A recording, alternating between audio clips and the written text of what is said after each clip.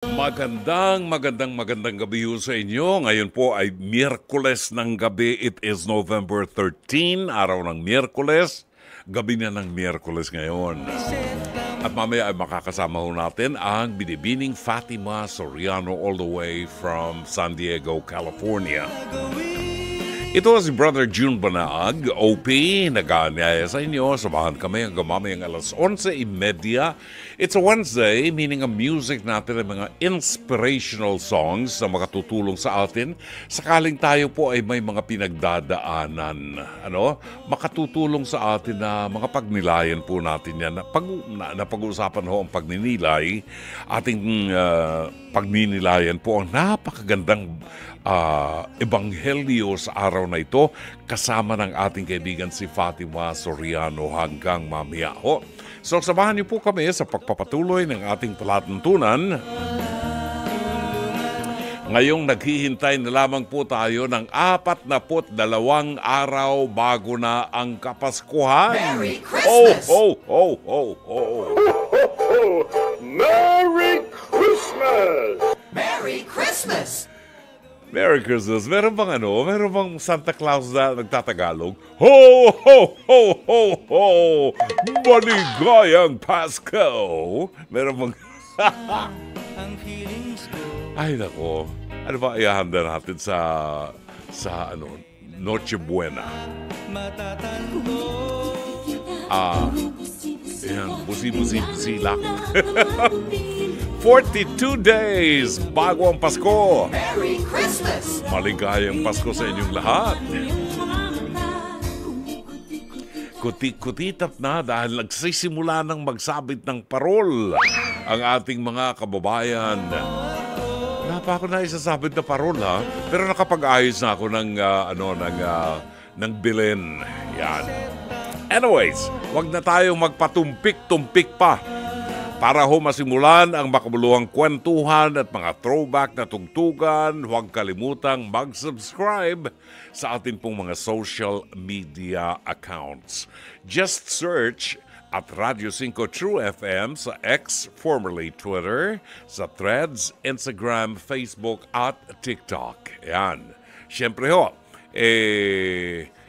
napapanood din ho tayo sa Channel 19, di ba? Bukod sa Facebook, mapapanood din po tayo sa Channel 19 sa Signal Cable at ang ating programa sa radyo ay napapakinggan sa 105.9 Radio 5 True FM hanggang alas 11 ng gabi.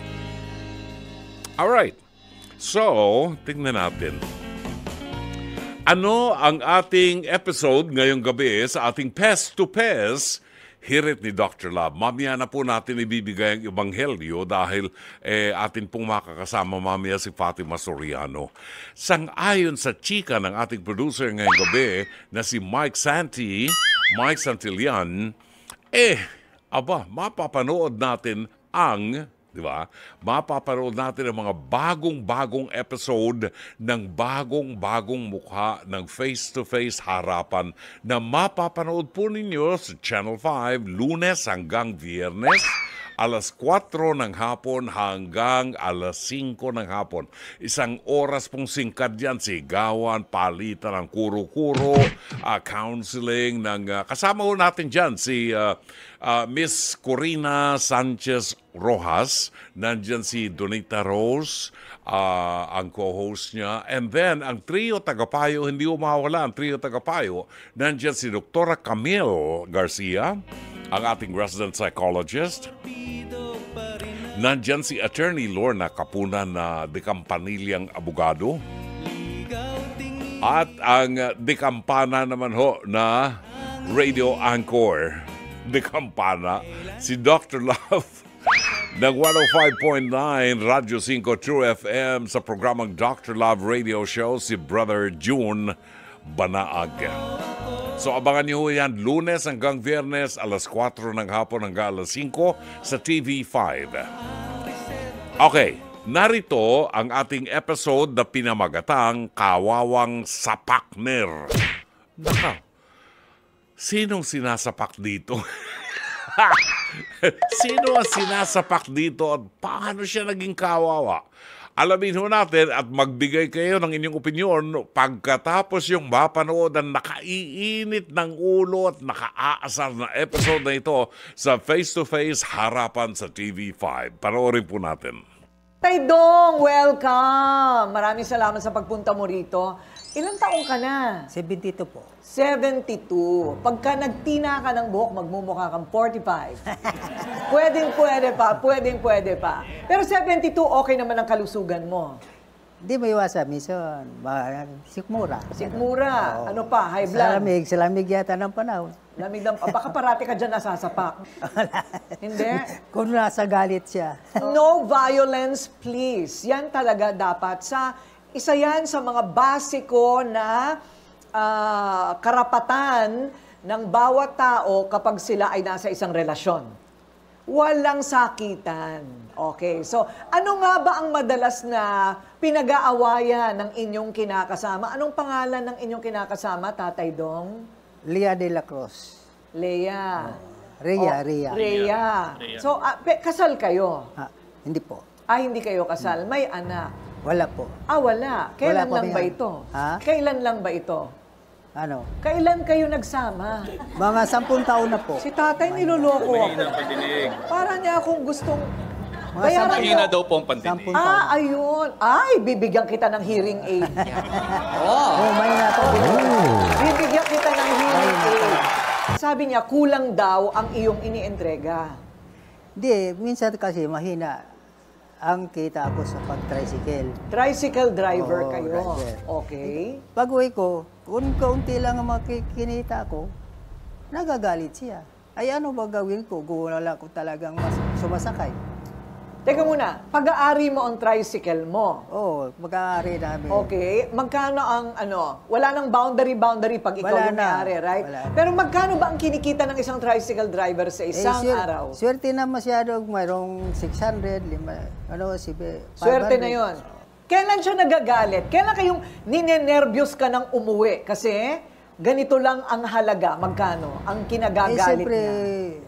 200, gano'n. 300. Galit pa siya noon, ha? Siya ba'y nagtatrabaho? Oo. Minsan nagtitinda siya. O, minsan. Minsan kasi maubos ang puhunan. Nagagalit rin ako sa kanya. Kasi yung tricycle ko, sinanla niya ang ORCR. Pagka ganun ba, pati yung tricycle, nakasanla? May usapan daw, kung di daw makabayad, hahatakin. Sa gaanong halaga? Sa anong halaga? alam ko dyan. 10,000 daw eh. 10,000?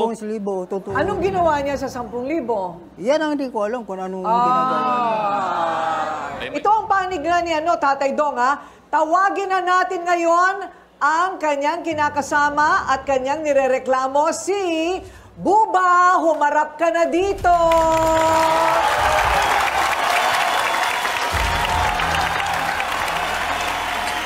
Nasaan na ang boxing gloves? Hindi mo dala? Hindi mo dala yung boxing gloves? Hindi po. Sige. Okay. Hindi ko naman mukhang sapakera. Hindi po kasi pag nag-iinit lang yung ko sa kanya dahil madaldal siya masyado. Madaldal na ako, mas madaldal pa siya. Ganon. So kapag daldal, paano ka manapak? Ano ang... Sinisiko ko yan minsan. Ay, Kasi pag ano.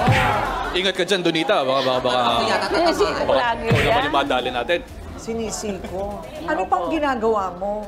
Naninipa ka rin. Opo, pag yung nanggigigil ako sa kanya, naiinis ako. Lalo na pag minsan nakahiga kami, tinatadyaan ko siya. Uy, grabe naman. Sino po ba sa inyo nagbabayad ng renta?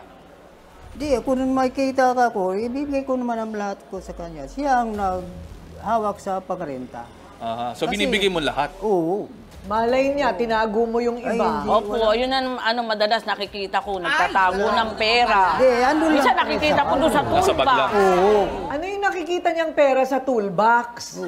Ay, yun. Kung wala akong kinikikot yun, mayroon akong... Halimbawa, yung kasabihan sa mga ninuno ko, kung mayroon kong mapulot, huwag mong gastusin. Hindi sinungaling siya eh. Huwag mong gastusin. Sinungaling ka, tinatago. Hindi, sinungaling. Sinungaling ka, tinatago mo dun sa di Oo, ba sa tinatago ko. tulba? Halimbawa, may napulot ko ng mandaan. Hindi. May mapulot ako ng Sinungaling mandaan. ka. Di ba? Lagi yung ginagawa yan. Ilang beses na nakikita, nagsatago ka na. Kasi yan doon sa Kinukuha pa box sila pa lang ate. yan. Okay! Sabi niya, bakit siya hindi magagalit? Okay, sabihin na nating mali ang pananakit. Ay, pwede kang mahabla dyan.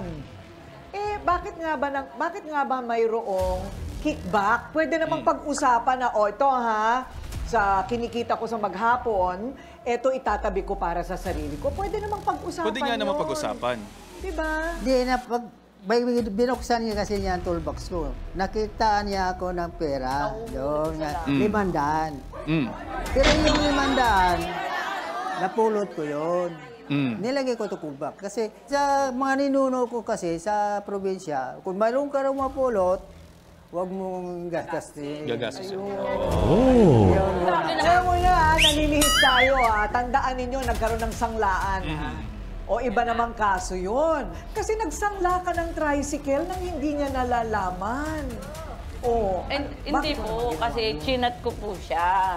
Itinext ko po siya na sabi ko kako, kahit pa paano naman, alam mo, maghiwalay tayo, ano man na ako ng panggastos ko dahil hindi ako nakakapagtinda. Isasanla ko tong ORCR. Eh, hindi naman niya sinisin yung mga text ko sa kanya, mga messages ko sa kanya. Tapos nung time na napuno na ako, sinanla ako, napikon na ako sa kanya.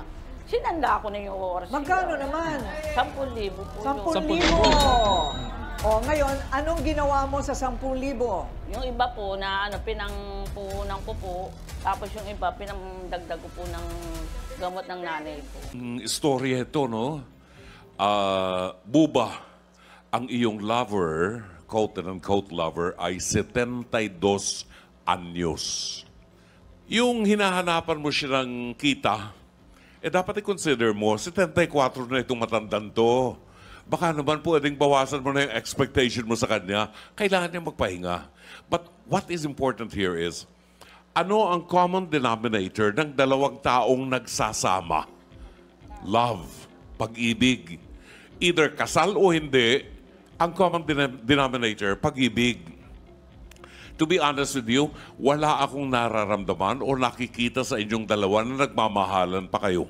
And what is missing, Buba, is respect. Sang-ayon ako kay Doktora. On the spiritual side, wala kasing sakramento ng matrimonyo. Walang dinadaluyan ng biyaya ng Diyos sa pagsasama ninyo. Kung akong tatanungin nyo, mas maganda maghiwalay na kayo para magkaroon ng kapayapaan si Tatang. At ikaw naman, maging mapayapa na rin ang buhay mo. Maghiwalay na lang kayo. After all, hindi naman kayo mag-asawa. Ay! Naku! Matindi ang payo ni Dr. Love. Yun, talaga. Bakit pa magsasama kung nagugulpihan? Wala nang respeto sa isa't isa, di ba? At saka, 72 anyos itong si Mangdong, 72 years old, aasahan mo na magbanat ng buto yan maghapon? Ba, masasakit ng katawan yan. You're telling me. Ako, 74 ko.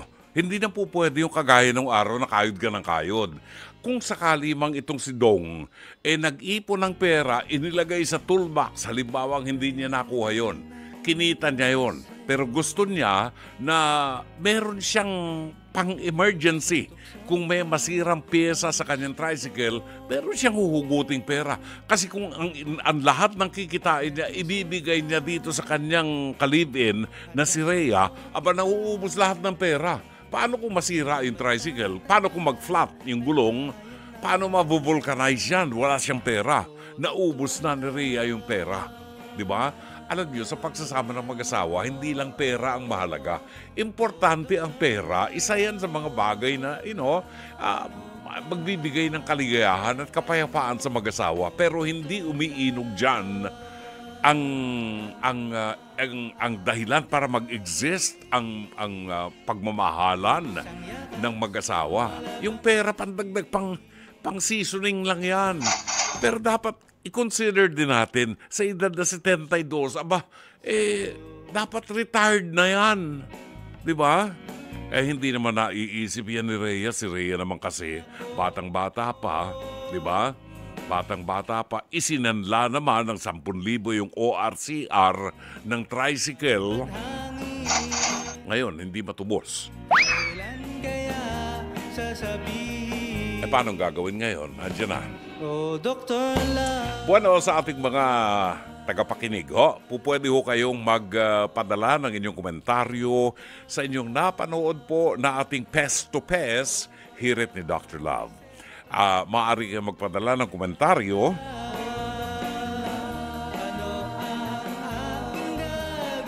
sa ating pong live stream kung kayo nanonood sa Facebook page ng Dr. Love, sa YouTube. Ayan, pwede kayo magpadala ng komentaryo sa ating live stream.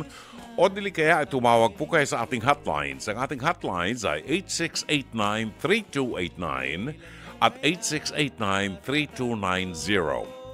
Ulitin lamang po natin, gusto nating pasalamatan po ang ating mga kasama dyan sa face-to-face at mapapanood po sa Channel 5 tuwing anong oras? Alas 4 ng hapon hanggang alas 5, Lunes hanggang Biyernes. Sino nasa linya natin? Meron ba tayo nasa linya ngayon? Si Sugar ng Pampanga. First caller natin para magbigay ng kanyang opinion. You have 3 minutes actually. Sugar, welcome to Dr. Love. Magandang gabi, Brother June. Magandang gabi. Kawawa naman itong si Mang Dong, 72 anyos na gugulpi pa. Yes, Brother June. Kawawa naman. May anak pala ito. May anak siya sa una at 4 yata yung anak niya. Yon. Una, ganito, Brother June, hindi sila kasal, tama po. Live-in lang. Yeah, kasi nagsasama lang sila, di ba? 10 years. Bahay, pero hindi sila kasal. Oo. Bahay-bahayan. Yeah. So ganitong kaso, dapat tama kayo, Brother June, dapat maintindihan I forgot the name of the lady. Rhea. Kay Rhea. Dapat maintindihan ni Rhea na ang kanyang kasama ay hindi niya kaedad. Oo. At siyempre, dahil hindi niya kaedad, ay ang kakayahan ni Mang Dom, tama, Brother June? Si Dong. Ang kakayahan ni Mang Dom, ni Sir Dom, ay very limited na. Hindi man natin maamin, siyempre ang kanyang katawan ay hindi na kasi lakas ng dati. Right. At dapat ay tutulungan niya yon sa pagtatrabaho kung talagang mahal niya yon. Tama. Kasi ang pagmamahal ay bigayan. Ang pagsasama ng dalawang tao ay ibinabalanse.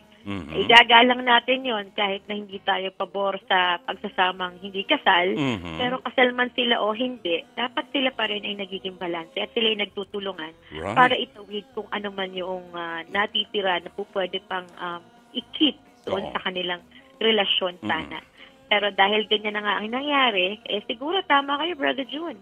Kung ako si Mang Dom, hihiwalayan ko na lang din si Rhea. At saka sa mga babae po nga pala, though kilala natin na ang mga lalaki ay provider, dahil naniniwala tayo sa una, bagamat ngayon pwede na kayong magtulungan, huwag nyo namang sagarin. Tirahan nyo naman sila ng pangkain, tirahan nyo naman sila ng something. Hindi pwedeng 100% bibigay sa yung kinita ko. Paano naman ako? Diba? Exactly. Paano kung may gusto kayong kainin? Paano kung nauhaw ako sa kalsada, itong init ng panahon na ito, may nakita akong gulaman at sago? Kinuha mo lahat ng pera ko. Paano ko makakainom ng gulaman at sago? Lalo na sa kaso ni Sir Dom, nasa ay medyo maedad na. Diba? Hindi siya dapat laging nawawala ng pera. At saka, napakapangit naman yung iintayin ko munang kumita ako bago ako pumili ng pagkain. Oo. Sa mga tao po, ang lalaki po ay hindi po yan makina. Tao rin po yan katulad natin sa mga babae. Huwag naman natin silang gawin ng parang kayod, kalabaw. Tama. Tapos ikukunin natin. Hindi po tayo hold-upper. Tayo po ay karelasyon. Alam mo, sabi ko nga si Mang Dong, 72, retired na yan dapat. Retired. Past tense na retired. Actually, talagang mahal niya yan. Dapat siya na mag-aalaga doon, Brother June. Oo, di ba? Pinakinabangan mo na yung matandang yan nung araw. Di ba? This time, pakita mo naman sa kanya yung appreciation mo dun sa paghihirap niya nung araw. At sabi ko kay Mang Dong, maghiwalay na sila at umuwi siya dun sa kanyang anak na 4. Na baka kaya hindi siya masuportahan ng anak dahilan nagdadalawang loob dahil doon sa kinakasama niya. Baka ayaw So dun kaya sa ganung sinabi ni sitwasyon. Rian na sinangla niya yung ORCR kasi wala siyang panggastos. Bakit kasi hindi siya magtatrabaho? Parang wala siyang trabaho, Brother. Meron daw, pero hindi regular ang kanyang trabaho. Then, dapat maghanap siya ng trabahong regular. Magtinda-tinda siya. Napakarami. Alam mo, Brother June, hindi ko po alam if you will agree with me, na ang tao ay napakaraming mapagkakakitaan kung gusto nila, kung Oo. hindi sila magiging mapili. Alam mo, yung manikurista ko, pag nagpupunta sa bahay namin, mani-pedi ako. Yung mga anak ko, nakapila na rin yun. Yung asawa ko, nakapila na. Ilang ulo ang nagpapamanicure. Yes, Brother June. Ang laki ng kinikita niya. Wala siyang tax, ha? Walang withholding tax yan. Hindi nagbabayad ng buwis yan. O, kung kailangan, kung gusto, kikita talaga. Yun. Kaya nga po, Brother June, minsan ang ating pagkita ay nasa sarili na din nating pagsisikap at Right. sa hindi natin pagiging maarte. Yeah. So yun, ang ending lang is ang ayon ako sa inyo, Brother June. Mas mapapabuti si Sir Dong. Oo. Kung maghihiwalay sila. Hiwalayan mo na lang yan, Sir Dong. Ah! Parang mabigat. Thank you. Maraming salamat, Salamat Sugar. po, Thank Brother you. June. Si Sugar po yan ng Pampanga. Ang programang Face-to-Face po na inyong napanood sa ating episode na ito. Face-to-Face Harapan ay sumasa inyo mula Lunes hanggang Biyernes, alas 4 ng hapon hanggang alas 5 ng hapon sa TV5, kasama si Corina Sanchez Rojas, Attorney Lorna Kapunan, Dr. Camille Garcia at si Brother June Banaag ng Dr. Love Radio Show ng 105.9 Radio 5 True FM. Pabalik po ang ating programa ganap ng alas 10:01 ng gabi. Pagkain pang-spiritual. Mga salita ng Diyos na nag-iiwan ng pag-asa, kapanatagan at kapayapaan. Pagkain pang-spiritual. Hango sa bagong tipan ng banal na aklat. Pagkain pang-spiritual. Ang mabuting balita para sa araw na ito ng Miyerkules, 13 ng buwan ng Nobyembre, kafiyasahan ni St. Francis Xavier. Matatagpuan ng mabuting balita sa 17 kabanata ng Ebanghelyo sang-ayon kay San Lucas, talata 11 hanggang 19. Sa paglalakbay ni Jesus papuntang Jerusalem, nagdaan siya sa hangganan ng Samaria at Galilea. Habang papasok na siya sa isang nayon, sinalubong siya ng 10 ketongin. Tumigil ang mga ito sa may kalayuan at sumigaw, "Jesus! Panginoon! Mahabag po kayo sa amin." Pagkakita sa kanila ay sinabi ni Jesus, "Lumakad na kayo at magpatingin sa mga pari." Habang sila'y naglalakad, silang lahat ay gumaling at luminis. Nang mapuna ng isa na siya'y magaling na, nagbalik siyang sumisigaw ng nagpupuri sa Diyos. Nagpatira pa siya sa paanan ni Jesus at nagpasalamat. Ang taong ito'y isang Samaritano. Hindi ba't 10 ang pinagaling? Tanong ni Jesus. Nasaan ang 9? Wala bang nagbalik upang magpuri sa Diyos, kundi ang dayuhang ito? Sinabi ni Jesus sa kanya, "Tumayo ka na at umuwi. Pinagaling ka ng iyong pananampalataya."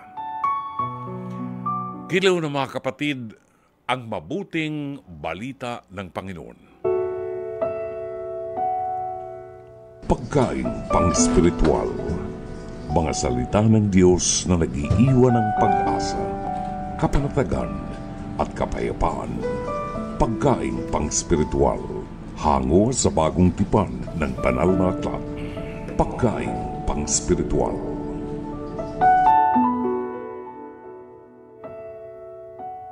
Oras o, ganap na ang alas 10:20 ng gabi at siyempre Miyerkules ngayon para ho matulungan tayo na mapagnilayan ang napakagandang ebanghelyo ngayong gabi. ang ebanghelyo ng pagpupuri at pagpapasalamat sa Diyos. Gratitude is the word. Kasama ho natin ang ating matagal ng kaibigan, Binibining Fatima Soriano, all the way from San Diego, California, para pamunuan tayo sa pagninilay. Magandang umaga sa iyo, Timmy, at magandang gabi dito sa Pilipinas. Magandang gabi po dyan sa inyong lahat, Brother June. And good morning po mula po dito sa San Diego. Kamusta po kayo? It's always refreshing to see you on my program every Wednesday. Maraming Praise salamat. God. Thank you din po. Tulungan mo kami dahil kafiesta ni St. Francis Xavier ngayon. Tulungan mo kami kasi itong ebanghelyong ito ay parang tinamaan ako. Kanina Talaga po ba? Oo, tinamaan In what ako way, dito. brother? Parang nag-guilty ako dito. Ayan. Talaga?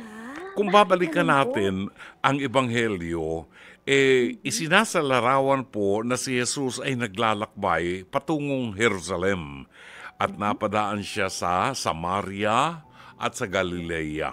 At habang papasok na siya ng isang nayon, sinalubong siya ng 10 ketongin. Natandaan po natin ang 10 ketongin, ang mga ketongin ng panahon ni Jesus, hindi ho naninirahan sa city, sa barangay, sa lungsod. Yan po ay naninirahan malayo sa maraming tao, sa mga disyerto, sa mga bundok. Diyan po naninirahan ang mga may ketong. Kasi yung mga may sakit na ketong, itinuturing na marumi. Ayan, nakahahawa, unclean, nakakahawa. I remember when I was younger, dito sa may gawin ng Palawan, meron diyang isang isla malapit sa Coron na kung saan dinadala yung mga may ketong nung araw. Talaga po? Oo. At kapag kami umuwi sa bahay namin sa Puerto Princesa, tumitigil ang barko doon sa Pantalan. Tapos sabi ng tatay ko sa amin, huwag kayong dudungaw kasi maraming may ketong dyan sa islang yan. Baka matitigan nyo, mahahawa kayo ng ketong. Tignan mo yung kalokohan ng tatay ko, no? Oo, ganun ang paniniwala nila nung araw. So, ang mga may ketong ay tinuturing na mga marumi, no? Kaya sa labas sila tumitira, hindi sa kasama ng mga ng community. Nang makita nila si Jesus, sumigaw sila at sabi, Jesus, Panginoon, mahabag po kayo sa amin. Ibig sabihin, meron na silang inaasahan na mahahabag sa kanila at may magagawa itong si Jesus. Yes. Pagkakita ni Jesus, sinabi sa kanila, lumakad na kayo at magpatingin kayo sa mga pari. Bakit sa pari? Ba't hindi sa doktor? Kasi yung panahon ng araw, kapag ikaw ay may sakit at gumaling ka, ang una mong pupuntahan ay ang templo. Pupunta ka sa pari, papakita mo ang kaayusan mo na gumaling ka na. Nagumaling ka. Oo, at ang pari ang magbibigay ng desisyon, magaling ka na nga. Ipagpasalamat natin sa Diyos yan. Hindi mga hindi mga doktor, mga pari talaga. Una yung spiritual sa kanila habang naglalakad itong mga may ketong na ito na 10, papunta na sila dun sa lumakad na kayo at magpatingin kayo sa mga pare, sabi ni Jesus. Alam nila nagagaling sila. Yung isa, napunan niya, habang ako'y naglalakad palayo kay Jesus, lumilinis ang aking katawan.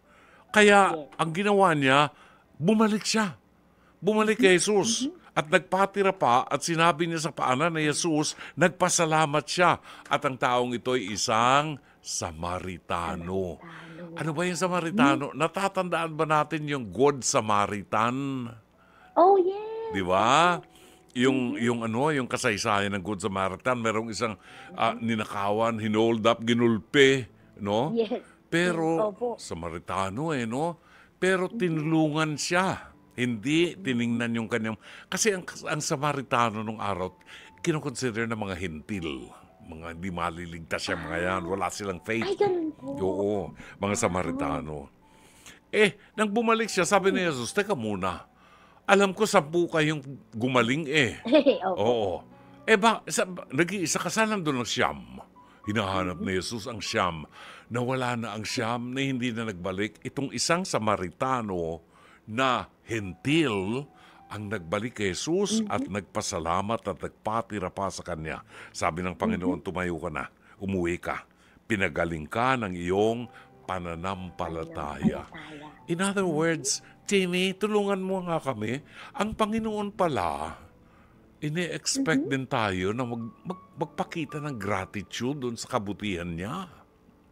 Opo, hindi siya humihingi, no, Brother June, ng kapalit. Never, lalo na si Lord, di ba? Hindi humihingi ng kapalit. Hindi ibig sabihin, pero hindi ibig sabihin nun na, you know how, pag gumawa ka ng isang act of love sa isang tao, yes, hindi ka nag-i-expect ng something in return kasi ginawa mo out of love. Yes. Pero, your heart is longing na, ay, sana maramdaman ko rin yun sa kanya. Yung ganung klaseng gawa ng pagmamahal na maramdaman ko na, mahal din ako ng taong ito.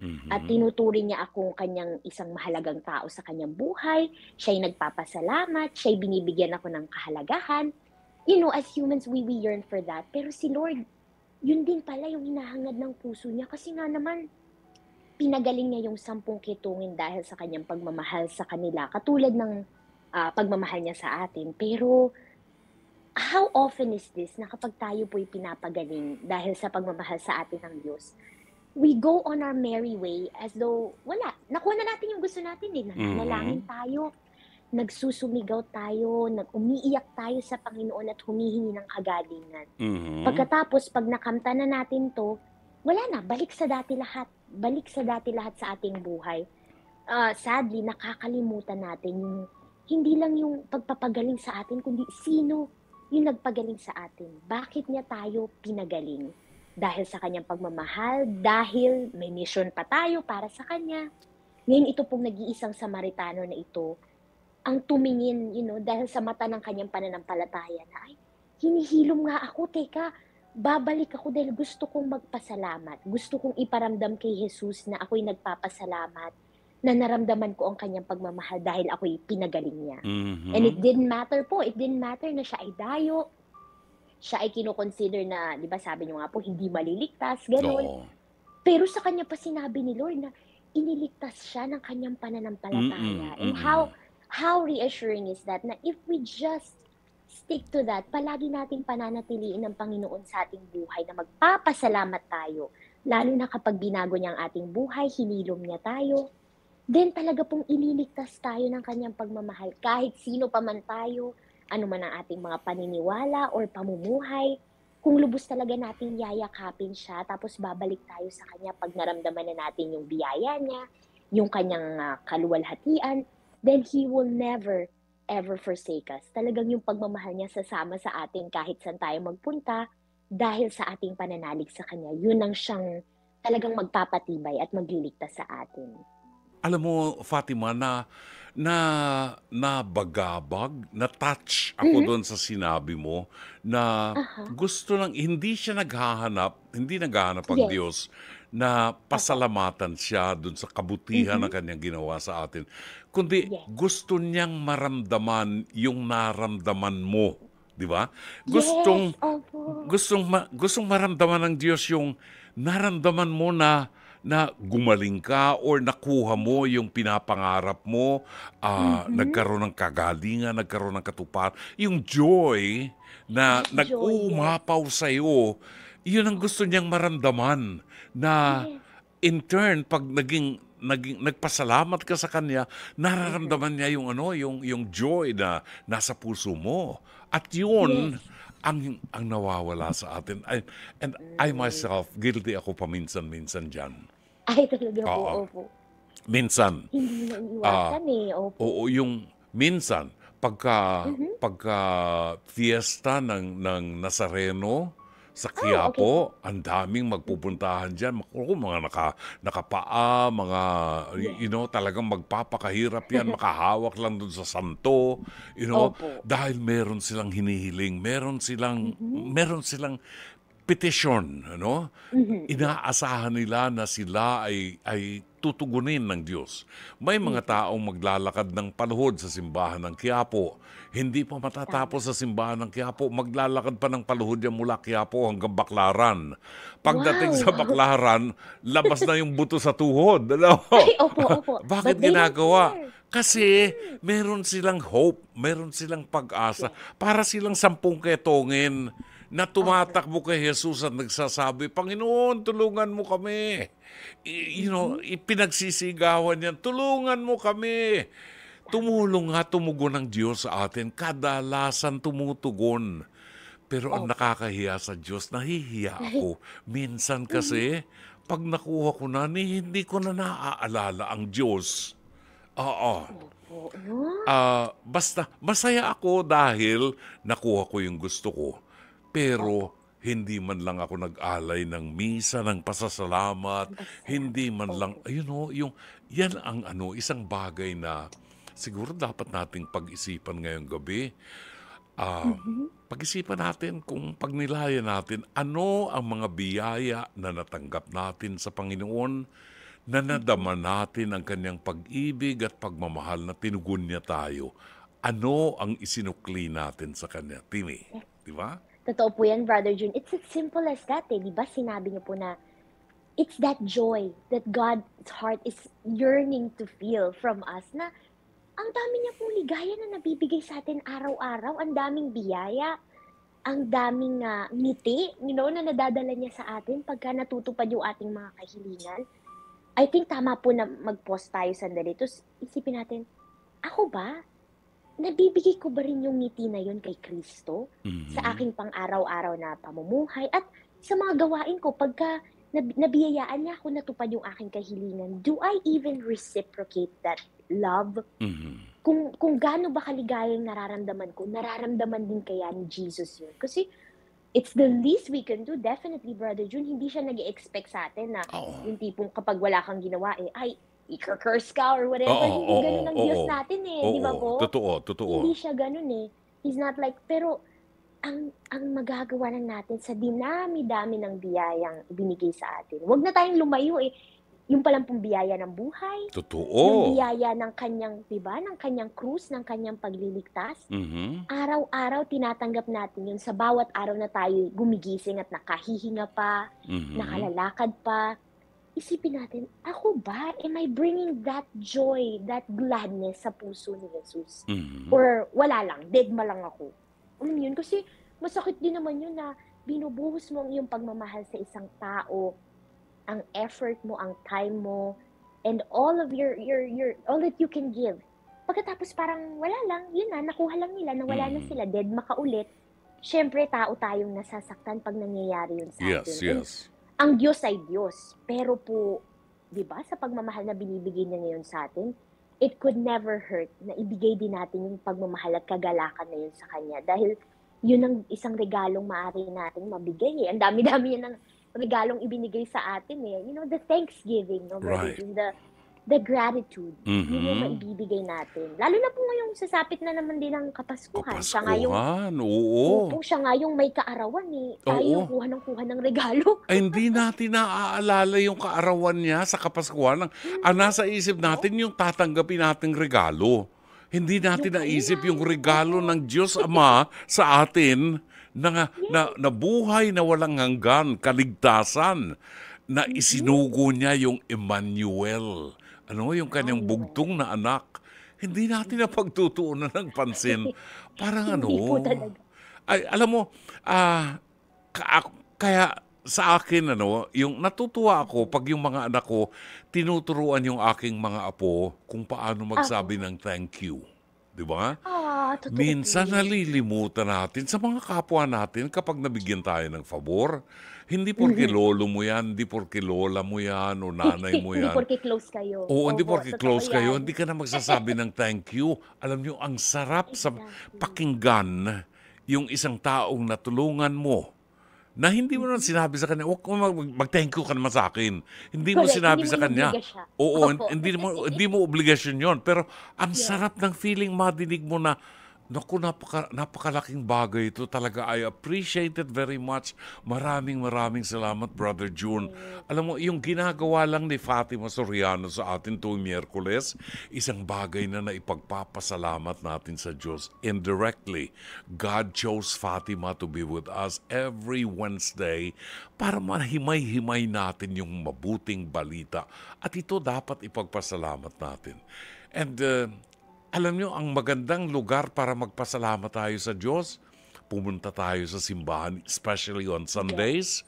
Pagkatapos yung tumanggap ng communion, pagbalik nyo sa pews, doon sa upuan, huwag kayong makapagkwentuhan sa katabi nyo. Huwag kayong palingalinga.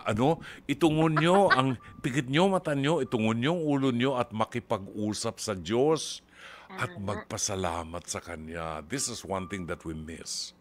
Amen. Opo, lalo na, Brother Jun, katatanggap mo pa lamang sa kanya, no? And how, di ba, anong highest form pa ng pagpapasalamat kundi ang banal na Eucharistia? Right. Yun nga ang ibig sabihin nun, Thanksgiving yata yun. Oo, Di ba po? Yun yata Thanksgiving. yun. Eucharistesis.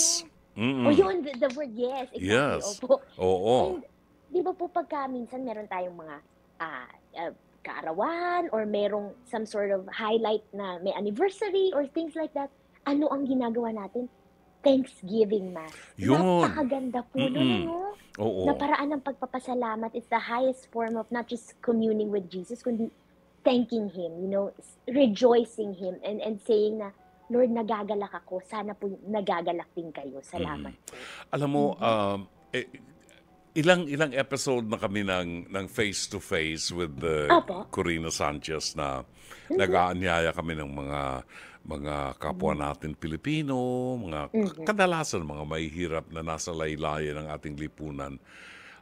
Napag-uusapan namin yung moral values. Yes, correct. Kanina lang, sa taping namin kanina, nakita ko ang malaking pangangailangan ng tao sa paggabay ng Diyos, no? Yes. It's just that ang tao, Fatima, lalo na kapag ikaw ay nandun sa squatters area, Yes. ang tao ay nakafocus ang isipan ng tao kung saan makakagawa ng pera, saan kikita. The moment they wake up in the morning, yun na kaagad ang nasa isip. Wala ng Diyos. Wala ng Diyos. They resort to, kanina yung pinag-usapan namin, nag-aaway sila kasi nagdayaan sa bingo. Naku. Ganon kasimple, no? Nagdayaan sa bingo. Sabi ko nga, Correct. nagdadayaan sa bingo dahil napaaalipin tayo sa pera. Kung iisipin lang natin at isusuko natin ang sarili natin sa Diyos at babayaan natin ang Diyos ang gumabay at magpatakbo ng buhay natin, ang Diyos ang gumagawa ng pera. Sa Kanya nang gagaling lahat yan. Hindi na natin kailangang mandaya sa iba sa bingo para kumita tayo. Di ba? It seems to me that dahilan sa kahirapan, the cycle of poverty, wala na ang Diyos. Hindi na naiisip ang Diyos that kahit may mga anak, hindi na ipakikita sa mga anak ang mabuting values kasi wala na ang Diyos sa isipan ng bawat pamilya. At itong binigyan ko ng diin kanina, ito ang purpose ng Diablo sa mundo. Ay, opo. And I think the devil is winning unless we change our lifestyle. Sisirain ng Diablo ang ating pamilya dahilan sa kahirapan. At pag nasira ang bawat pamilya, masisira ang simbahan ng Diyos. Dahil tayo ang simbahan ng Diyos. At kapag gumuho ang simbahan, nanalo na ang Diablo. Do not let it happen. Mahal tayo ng Diyos. Tayo ang tumatalikod at hindi nagpapasalamat sa Kanya. Timi. Totoo po yan, Brother June. And, ang hindi ko po malilimutan talaga that we hear this in the scripture and in our masses na seek first the kingdom of God The and kingdom His of God. righteousness. Yes. Yes. And all things will be added unto you. Susunod yun. Pag nasa Diyos ka, lahat ng pangangailangan mo, lahat ng Minsan, pati mga gusto mo, mga hinihiling mo, Right. lahat ng magtutulong sa iyo sa iyong buhay, ibibigay niya sa iyo, Siksik, ipagkakaloob niya. liglig, umaapaw. At umaapaw, Oo. ikaw ang ma-overwhelm. Oo. And yun ay dahil binuksan mo lang ang puso mo sa kanya. Yun Ngayon, lang. kung nakatingin ka lang dun sa, ay, kailangan ko to, kailangan ko niyan.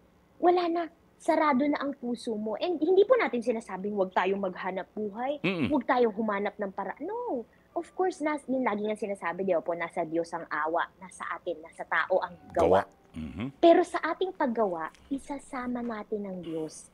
Siya dapat ang una, ang gitna, at ang huli natin Yun. iniisip sa lahat ng ating mga endeavors sa araw-araw na. Kasi tama po kayo, kung hindi, wala. We will be destroyed right from our, from the inside, sa ating mga tahanan, sa ating mga pamilya. And we must not let that happen. Timmy, could you lead us in prayer? Hilingin natin sa Panginoon na mag-renew, magpanibago ang buhay natin at ma-focus natin muli parang 10 ketongin na marumi. Katulad natin ay marumi sa pagkakasala. Pero nakahandang tumulong ang Diyos at linisin ang ating mga ketong sa katawan, ketong sa kaluluwa natin, at linisin tayo ng Panginoon. Pero sana matutuhan nating makita at hanapin din ang kabutihan ng Diyos para yung joy na ating nararamdaman ay maramdaman din ng Diyos. Can you lead us to this beautiful prayer, Timmy? Yes, po, Brother June. In the name of the Father, and of the Son, and of the Holy Spirit. Amen. Lord Jesus, gaano po kadalas naming nililimot na lumapit at magpasalamat sa inyo? Ayaw po namin na hindi namin kayo napapasalamatan. Ngunit many times, we get so trapped in our own lives, our own preoccupations. Kaya po ngayong gabi, kami po ay mananatili lamang sa inyong presensya at magpapasalamat. Salamat po sa lahat ng biyayang ipinagkaloob at pinagkakaloob niyo pa rin sa amin. Sa aming pamilya, sa aming trabaho, sa aming buhay, na araw-araw po sa aming paghinga at pagbangon sa umaga, ipinagkakaloob niyo po sa amin. Napakarami pa pong bagay, Panginoon, na nais at dapat namin ipagpasalamat sa inyo. But so often, we forget. But now we thank you, Lord. This we know is the most beautiful prayer, God. Thank you. Thank you for everything. Salamat po sa inyong paghilom sa aming mga karamdaman, physical man o spiritual. Ngayon po inilalapit muli namin sa inyo ang aming mga pusong nangangailangan po ng paggaling. Lord, please cleanse our hearts. Cleanse our minds, our bodies, and our souls, and our spirit. Sapagkat kami po'y nahihirapan. Kami po'y nagsasuffer at kadalasan po'y nalulubog sa kasalanan o sa mga bagay na hindi po maglalapit sa amin sa inyo. Mga bagay na hindi nakakabuti sa amin, katulad ng galit, pagtatampo, puot at kalungkutan at pagdududa. Lord, help us rise from these ashes. And nawa po, kapag kami napagaling na, huwag kaming makalimot na bumalik at hindi na po umalis sa inyong piling upang magpasalamat. Lord, sa aming pong pang-araw-araw na pamumuhay, ang hiling lamang po namin naway na ibibigay namin sa inyo ang kagalakan at ang saya na araw-araw ay ibinibigay niyo po sa amin kapag ang aming mga panalangin ay nasasagot. Lord, may we never forget you. Nawa po'y palagi kayong nasa aming puso. Nawa po'y palagi namin kayong dalhin sa aming tahanan, sa aming pong pakikipagkaisa at paglalakbay dito sa mundo. Nawa po'y kayong aming unahin palagi upang ang liwanag po ninyo ay palaging manatili sa aming puso at hindi magwagi ang dilim. Salamat po, Lord Jesus. Thank you, Holy Spirit, sa inyong paggabay at salamat po, Mama Mary. Panalangin niyo po kami palagi. Nawa po'y kayo'y aming maging gabay upang ang mga puso namin ay hindi kailanman maligaw at malayo kay Jesucristo. Amen. Amen. Maraming salamat, Fatima.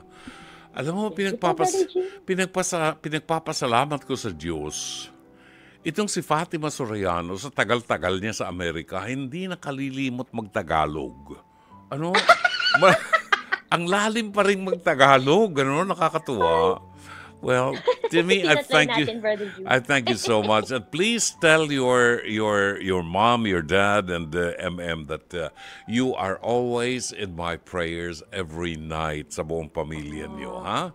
Maraming salamat din po, Brother June. Ang inyo din pong pamilya at kayo po, we love you. We always pray for you po. Maraming salamat Thank you po so for much. every Wednesday. And salamat din sa pagising sa umagang ito na ang sarap pa naman matulog dahil malamig, pero kailangan mong gumising dahil andito kami naghihintay. Ay, it's a joy to do it, Brother June. Salamat po. Salamat ng marami. God bless you, Timmy. Thank you. God bless you. Thank you. Si Fatima Soriano ang ating naging panauhin buhat po sa San Diego, California at 15 minutes before 11 o'clock sa programang Dr. Love Radio Show. Ang awitin pong inyong nadinig ay pinamagatang Natutulog ba ang Diyos? Theme song namin yan ni Dr. Elmer Punzalan. Undersecretary ng Department of Health, napakabuting tao niyan. Kahit bihira kami magkita, we still love each other. Dr. Elmer Punzalan, kapatid, miss na kita. Malapit na magpasko, magkikita tayo uli dito sa programa.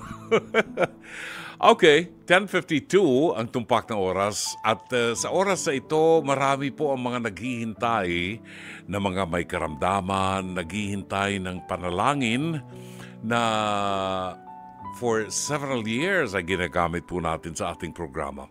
Ito'y panalangin para sa kagalingan, para itaas ni Santo Padre Pio ang ating mga kahilingan para sa ating mga mahal sa buhay, sa ating sarili, sakaling meron po tayong mga karamdaman. Samahan niyo kami sa maigsing panalangin na ito para sa kagalingan kay Santo Padre Pio. Panalangin para sa kagalingan kay Santo Padre Pio. Sa sandaling ito ng inyong panalangin, damahin niyo ang presensya ng Diyos. Ang presensya ng Diyos Ama, Anak, at ng Espiritu Santo. Damahin niyo ang presensya ng Diyos Anak, ang bugtong na anak ng Diyos, nagkatawang tao tulad mo. Buksan ang iyong puso. Ilahad sa Diyos ang lahat ng iyong mga sugat, ang iyong mga pangangailangan, at mga hinaing. Kasama ng iyong mga sugat sa puso, ng iyong mga pagdurusa at ng iyong mga pangangailangan. Ilarawan mo sa iyong isipan na ikaw ay nakatayo sa harap ni Padre Pio.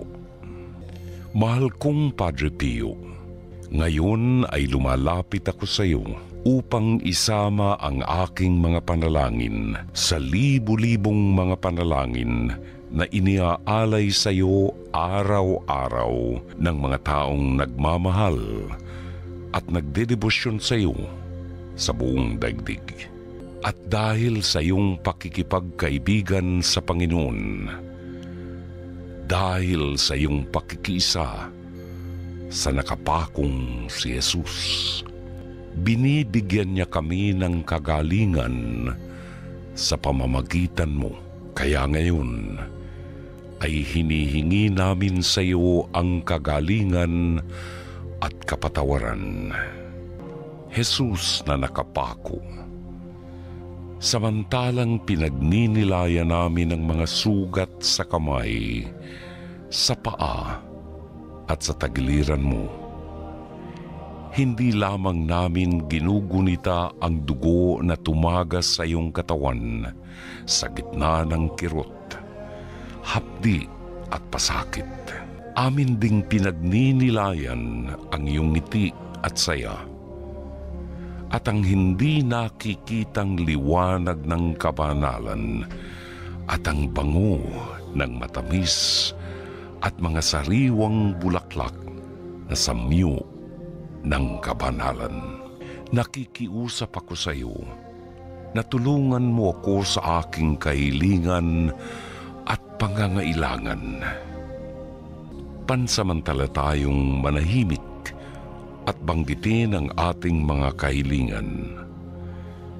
At habang ipinakikiusap ninyo ang inyong mga kahilingan kay Padre Pio, mag-antanda kayo ng krus. Basbasan mo ako at ang mga mahal ko sa buhay sa ngalan ng Ama, ng Anak, at ng Espiritu Santo. Amen. Panalangin kay Santo Padre Pio. O Diyos, ipinagkaloob mo kay Padre Pio ng Pietrelcina, isang paring Cappuccino, ang dakilang pribilehiyo na makibahagi sa natatanging paraan sa paghihirap ng iyong anak na si Jesus.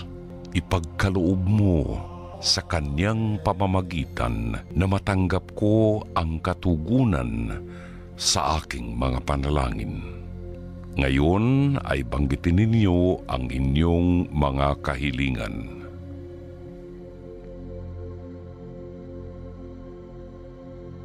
Nabuong puso kong ipinagkakatiwala sa iyo.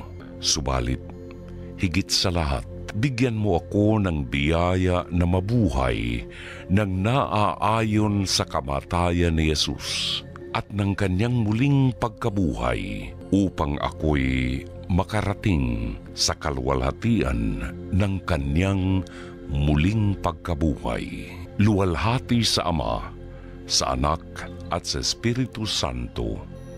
Amen. Luwalhati sa Ama, sa Anak at sa Espiritu Santo. Amen. Luwalhati sa Ama, sa Anak at sa Espiritu Santo. Amen.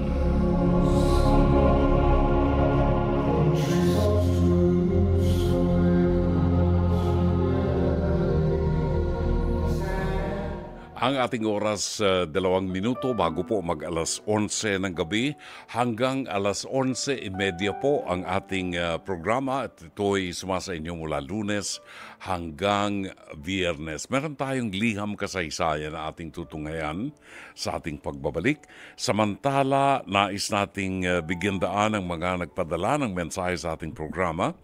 Maraming salamat po kay Roel Malvar Crisostomo. Shout out tayo kay Chato Sakluti, kay Engineer Mercy Santos ng Pasig City na ngayon ay nakatutok sa programa natin, Malu S.C. Bitonio, Legaspi Book Joel ng San Rafael, Bulacan. Maraming salamat sa iyo, Joel. May kaibigan ako dyan sa San Rafael, Bulacan. Ang ating kaibigan na si Ika Villanca ng 8 Waves, ano? Batiin din natin si Doc Dex Makalintal na ngayon ay nanonood sa programa natin. Doc Dex, bakit wala ka kanina? Hinahanap ko kanina si Doc Dex. Napakasayang kasama niyan sa ating face-to-face. Abangan niyo yan si Doc Dex.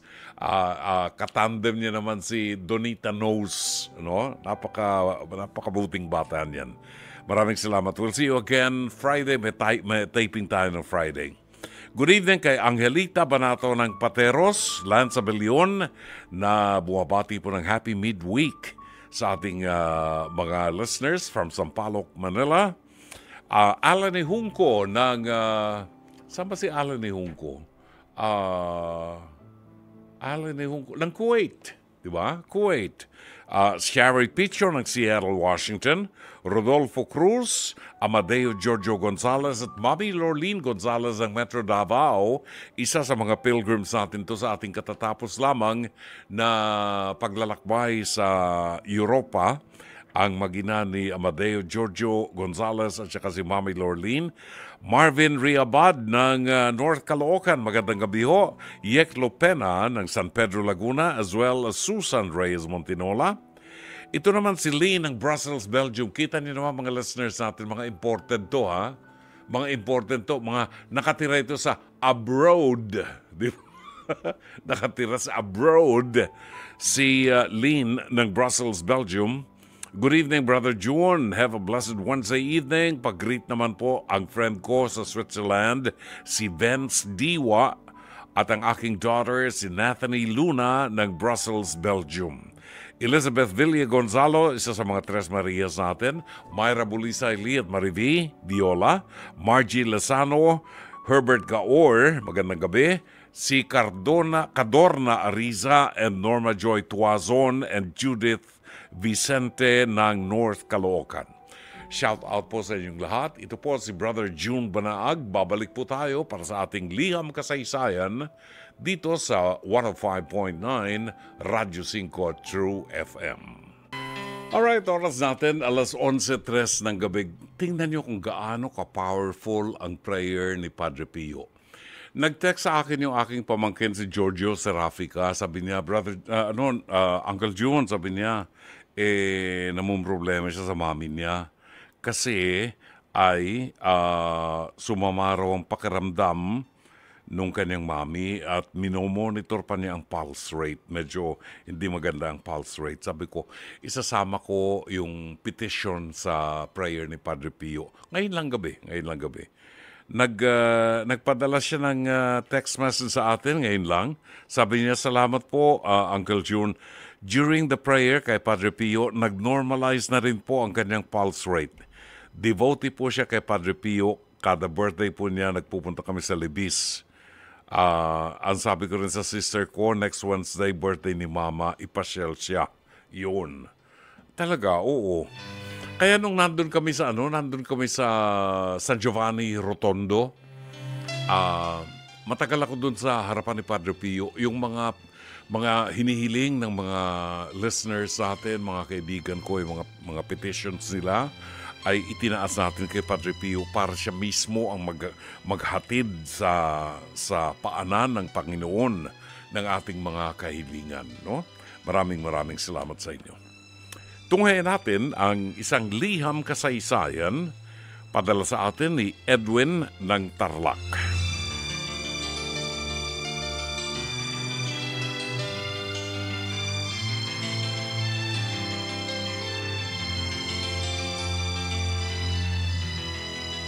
Narito ang kanyang liham kasaysayan. Dear Dr. Love, magandang gabi po sa inyong lahat at sa inyong staff. Tawagin niyo lamang po ako sa pangalang Edwin, 38 years old, mula po sa lalawigan ng Tarlac. Ako po ay pamilyado na, 4 po ang aking anak, panay babae. Pinalaki po ako ng aking mga magulang na maging magalang sa kababaihan, kaya naman minsan hindi ko po nasaktan o napagtaasan ng boses ang asawa ko, maging ang mga anak ko. Naging mabait po ako sa kanila at talaga naman pong naging malambing sila sa akin. Masaya po ang pamilya namin sa kabila ng pagkawala ng aking asawa noong nakaraang taon. Kaya nga lamang po, Dr. Love, iba po talaga ang hirap kapag nawala na ang katuwang mo sa pagpapalaki sa mga anak. Ang isa po sa aking anak, partikular ang panganay, ay meron na pong nobyo. Wala naman po sana akong problema, kaya nga lamang po, meron po akong kutob na sinasaktan po siya nito. Bilang isang magulang, kilala ko ang anak ko kapag nagsasabi ng totoo, kaya naman ang tanungin ko ang anak ko ay pinabulaanan niya ang sinasabi ko. Alam ko pong hindi siya nagsasabi ng totoo. Masayahin po ang panganay ko. Pero simula nagtagal sila ng nobyo niya, marami na po ang nag-iba sa kanya. Naging matatakutin po siya, nakikitaan ko rin po siya ng mga pasa sa katawan. Minabuti ko pong kausapin ng nobyo niya, itinanggi rin ito. Hanggang isang gabi, nakita na nga mismo ng mga mata ko, kinakaladkad siya pauwi ng kanyang nobyo. Hindi po ako nakapagtimpi at agad ko pong nasuntok ang nobyo niya. Hindi ko po inaakala na dahil sa pangyayaring yun, doon malalayo ang loob ng anak ko sa akin. Nagalit po siya sa akin at sinabing wala raw po akong karapatang manghimasok sa away nila. Ipinaliwanag ko po sa kanya na mali ang ginagawa sa kanya at hindi dapat pumayag sa ganong bagay, pero tila wala siyang narinig at hindi na po ako kinibo simula noon. Ngayon, matagal-tagal na rin kaming hindi nagpapansinan. Nasasaktan po ako kasi hindi ko po alam kung paano siya tutulungang makawala sa sitwasyong ganoon nang hindi siya nagagalit sa akin. Nakikitaan ko pa rin po siya ng pasa. Doble ang sakit sa akin sa tuwing nakikita ko yon dahil kung ako nga po'y iniingatan ko sila at hindi pumapayag na masaktan sila, pero bakit ang ibang tao ay dumadaplis ang kamay sa kanilang katawan? Kailangan ko po ang inyong payo bilang ama. Ano po ba ang pwede kong gawin na hindi po ako isusumpa ng anak ko? Umaasa po sa inyong payo, Edwin ng Tarlac.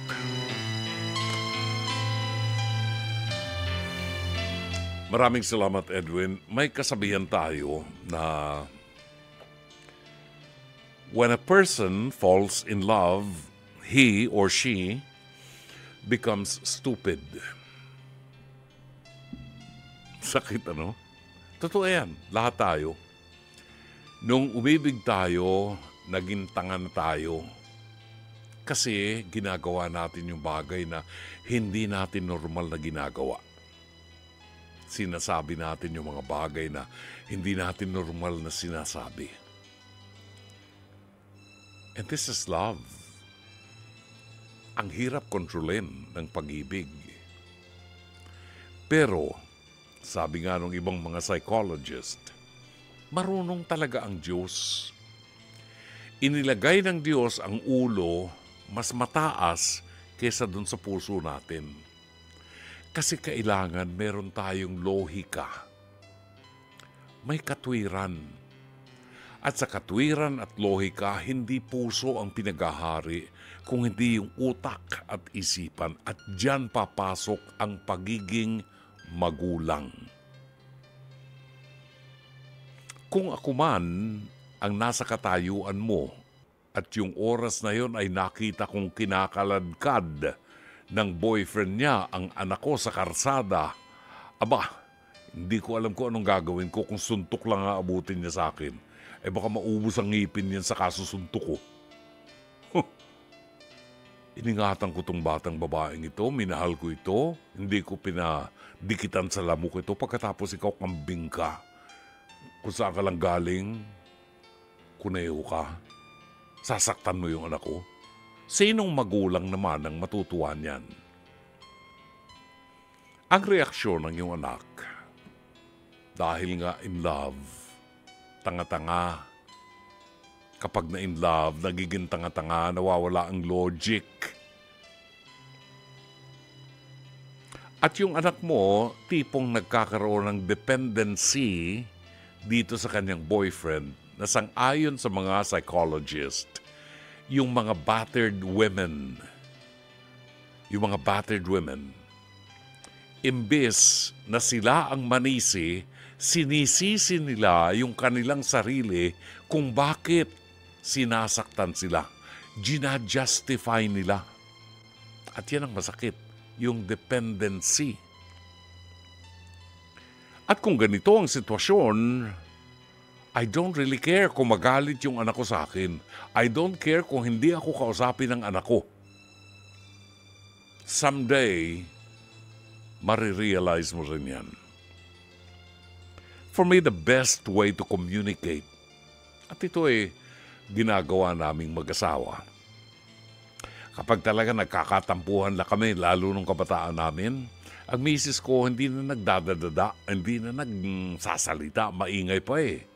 Kasi the more na magsalita ang misis ko, the more hindi ako nakikinig. Di ba? Pag dada ng dada, the more ayoko makinig. So anong ginagawa ng misis ko? Hindi na siya nagdadada. Ang ginagawa niya, sumusulat siya. At iiwanan yun dun sa lugar na kung saan ako nagpupunta o, wala akong choice kundi basahin yun. At pag nabasa ko, at least nakuha ko yung kanyang panig. Doon nagbabagong isip ko. May komunikasyon. At kung ako ikaw, maaaring gawin ko yan, gumawa ko ng sulat para sa kanya, at sa katahimikan ng kanyang isip, ng kanyang puso, ay ma-realize niya yung pagmamahal ng isang ama na nagpoprotekta sa kanyang anak. Na anong magandang gawin? Kung ako ang tatanungin mo, kapag nakita ko na ang aking anak ay sinasaktan ng boyfriend niya, asawa o boyfriend, at may mga pasa-pasa, SOP yan. Doon tayo sa Women and Children's Desk magkikita. Sasampahan ko ng demanda, lalo na kung meron akong mga ebidensya na magpapatunay na siya ang dahilan kung bakit may pasa ang anak ko. I don't care kung magalit ang anak ko. Gusto kong makita ka na nakakulong at naghihimas ng rehas, nang matutunan mo na ang mga babae ay nirerespeto at ginagalang at minamahal. Kambing ka. Hindi ang ganyang klase ng lalaki ang panghihinayangan ko na mapangasawa ng anak ko.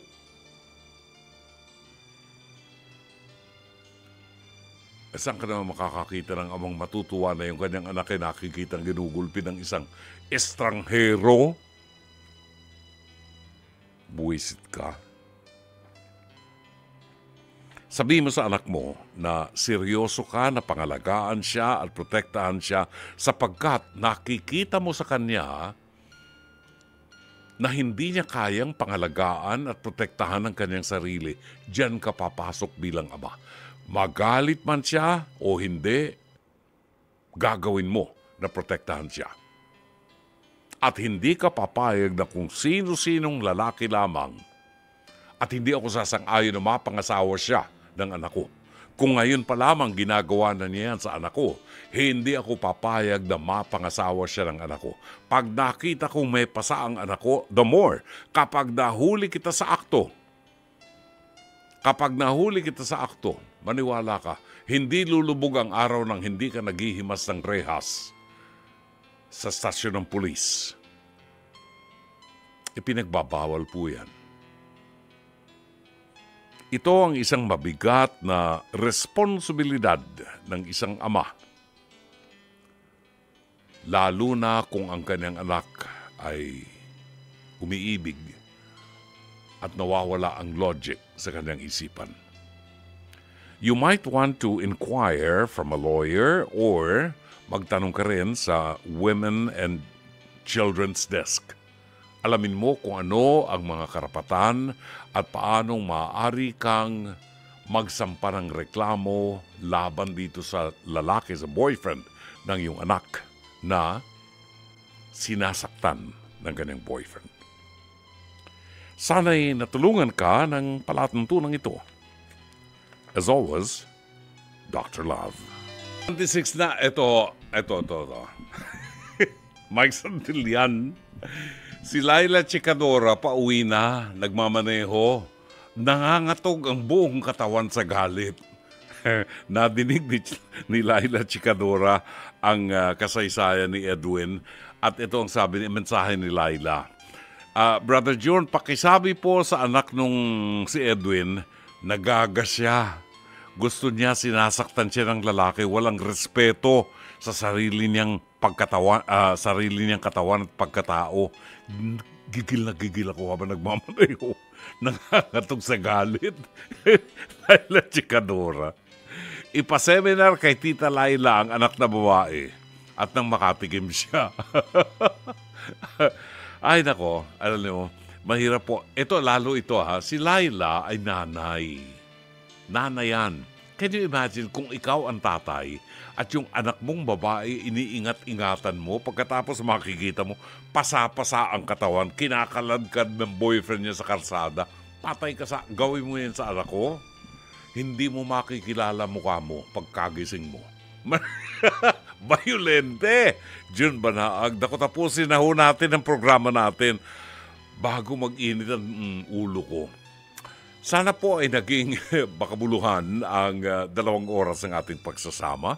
Muli hong magbabalik ang inyong lingkod bukas ng gabi alas 9:30 hanggang alas 11:30 ng gabi dito rin po sa 105.9 Radyo 5 True FM. Sa ngalan po ng ating General Manager ng Nation Broadcasting Corporation, Mr. Raul de la Cruz, ang ating pong head ng Programming and Production, Alvin Maanyo, ang ating Operations Manager, Cherry Baile, ang ating mga producers, Mike Santillan at Jen Morales, ang ating Technical Director, Direct Sheikh Mamaril, ang ating Technician, Rome Ortigas, PA and Avid Operator, Jairian Manipon, TOC Switcher, Weng Carpio. Thank you, Weng. Ito po si Brother June Banaag, OP, pansamantalang magpapaalam hanggang bukas muli. Magandang gabi. Maraming salamat. Shalom Aleichem.